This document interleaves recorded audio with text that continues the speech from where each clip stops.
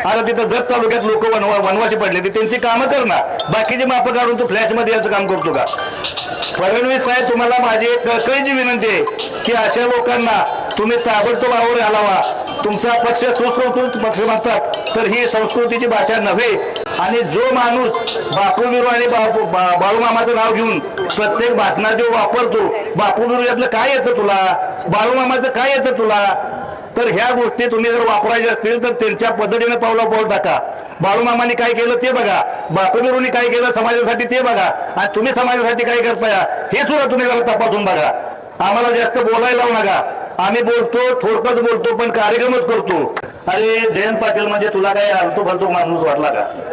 नाही, त्या माणसाच्या नादाला लागून तुझी छड्डी सुद्धा आम्ही ठेवणार नाही. आणि त्या कुत्र्याचं नाव घेऊन त्याला एवढा मोठा करणं, मी त्याला गोपीचंद सुद्धा म्हणू शकत नाही. कारण का तर तिची ती लायकीच नाही, त्या लायकीपणे त्यानं वागला नाही. आमच्या संपूर्ण धनगर समाजाला, महाराष्ट्रातल्या तालुक्यातलेच नव्हे तर महाराष्ट्रातल्या सगळ्या धनगर समाजाला त्यानं मालखानी लावायचे काम केलंय.